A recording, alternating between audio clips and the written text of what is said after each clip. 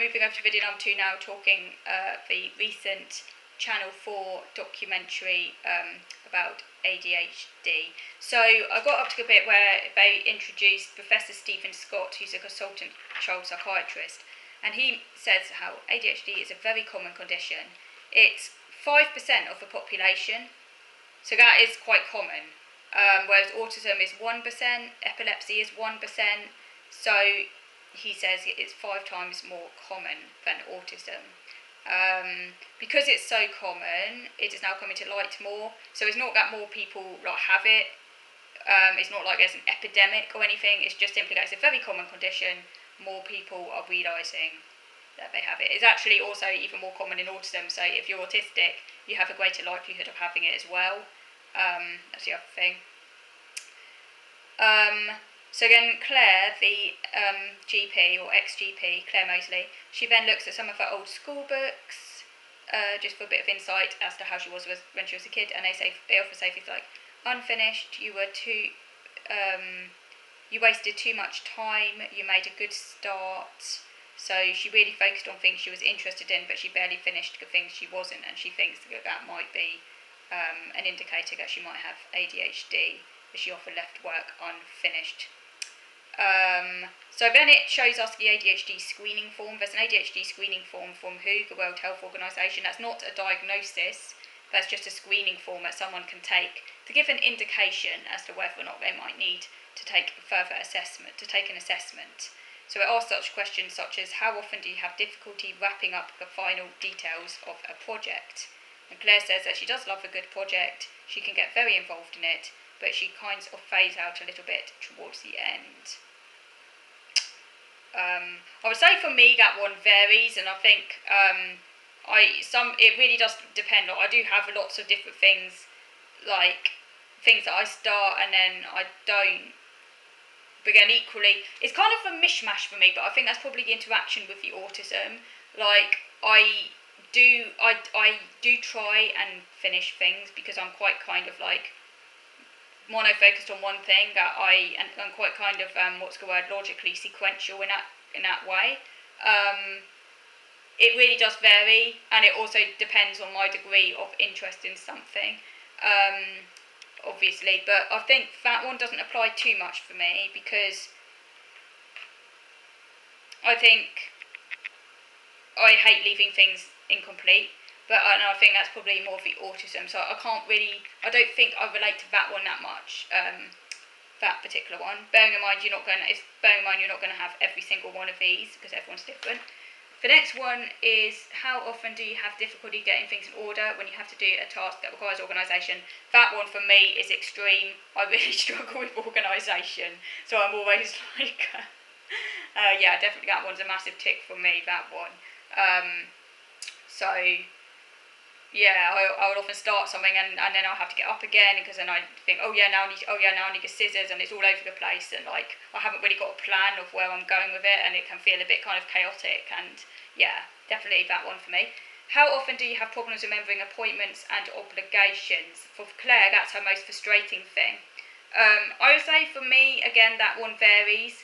If it's an appointment that I'm hyper focusing on and that is really, really important for me, and that is at the forefront of my attention, I don't tend to miss them. And I'm also lucky because I have synesthesia, so I literally have a colour-coded timeline in my head. I literally see time, so that can actually be quite helpful for remembering key dates because of synesthesia, which is really quite useful. But if it's something that I'm not hyper-focusing on, or that is something that's not normally in my routine, or where an appointment date is changed randomly and I'm not focusing on it as something hugely important, that's when I can run into trouble, particularly if there are lots of appointments at the same time. But I wouldn't say I have an extreme difficulty with that, at least not now. When I was at school, I think I struggled more with that sort of thing, but yeah, I wouldn't say that's too big a problem for me. Okay, 4. When you have a task that requires a lot of thought, how often do you avoid or delay getting started? Massively.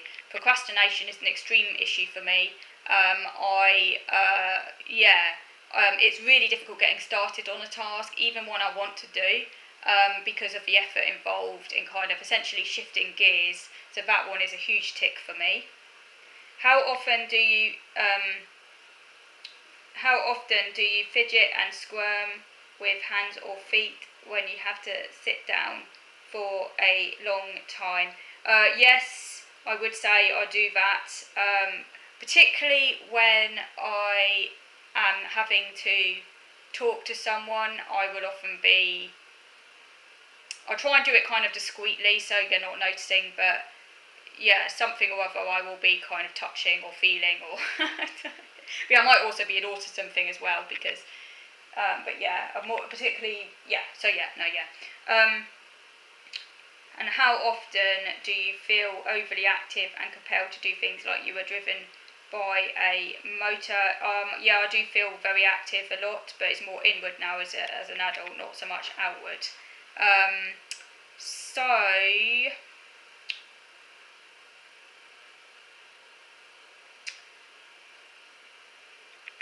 oh yeah. Okay, so then it says, if you tick 4 or more marks, then the symptoms are consistent with ADHD in adults. Section B provides additional context. How many did I get then? 1, 2, 3, 4. So I got 4. Yeah, 4, I think it was. What was it? Yeah, 4. 1,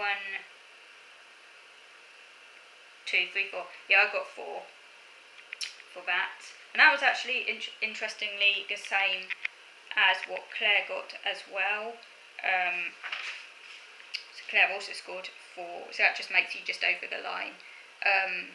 Yeah, as I say, because I have a diagnosis now, but I do see it. I wouldn't say my ADHD is like it causes a lot of problems in my life. These executive impairments, they cause a lot of problems in my life. And by the way, that's what I'm coming on to next, by the way, which is that impairment is a key criterion of it. So someone could have like even more than 4, but if they're not impaired by any of the symptoms, then impairment is in a way is actually the most important thing. Are these symptoms causing you impairment, which I will get onto. But I do see mine as very much part of my autism. It's kind of in a way just explaining the additional features that I struggle with, and it was important for me to get the diagnosis for support needs more than anything. I think I'd struggle even more if I was in work, and obviously I can't work. So I think these difficulties would actually be causing me a lot more difficulty if I was in work. So it caused me a lot of difficulty when I was in school. And as I said, my mum, in a sense, kind of scaffolded everything. Okay, so yeah, Claire says that for her, her main difficulties were in areas of being impulsive and time blindness. So then the documentary introduces someone called Dr. Val Harpin, and she is a expert in ADHD, and she emphasises how it's not a tick box. The bottom line is that it needs to cause you significant problems. So it's not just a case of someone saying, oh yeah, I'm a bit disorganised. No, it's not like that. It has to cause significant problems. Lots of people are disorganised, it's common to be a bit disorganised. That is not a diagnosis. It has to cause someone significant problems in their life.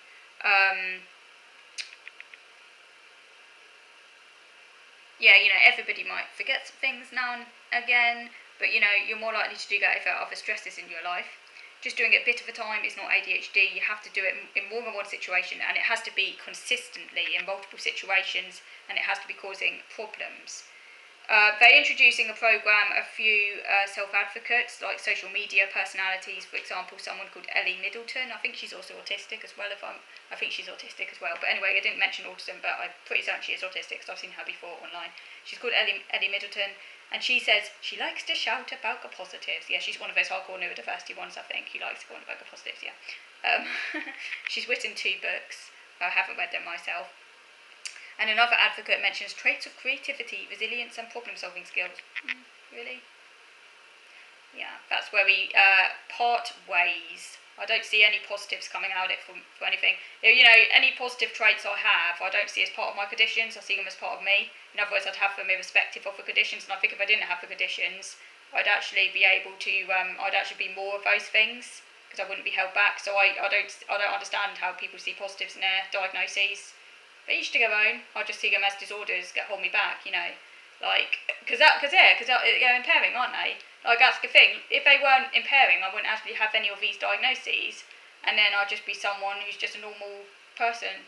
So it doesn't make sense to me to say that positives come out of an impairment. That kind of doesn't make sense to my philosophy or just my way of understanding things. But each to their own. Everyone's different. Some people like to see positives. I just don't get that way of thinking. I like to see them as part of me, not my diagnoses, but yeah, going to introduce an entrepreneur called Alex Partridge. She's founded a social media platform, Lad Bible. Then I introduced someone called Vicky George, who's an ADHD clinical nurse specialist. And she talks about the diagnosis process. She says that you need to understand somebody's whole life history in order to diagnose. She's a private specialist, so she doesn't do, not on the NHS, she's private. And that's who Claire sees for her diagnosis, Vicky George, she's called. And it talks about some of the processes in the brain behind ADHD. So in our brains, there's a group of interconnected regions called the default mode network. In the so-called neurotypical brain, the default mode network quietens down when attention is needed. In ADHD, the default mode network is often dysregulated, so it's excessively active and it's less able to switch off, and this can make it harder to store information, resulting in memory lapses, disorganisation, and so on. So Vicky then sees Claire, the GP, for her assessment. She asks her questions such as, does she notice anything, for example, how you listen in conversations? So you go through all the issues that might be there, like issues how you listen in conversations. Another question. She says that an ADHD assessment shouldn't be anything less than 2.5 hours, but it actually quite often exceeds that. That was interesting because I've heard people being diagnosed with ADHD after only 30 minutes. How can you diagnose ADHD in 30 minutes, I wonder?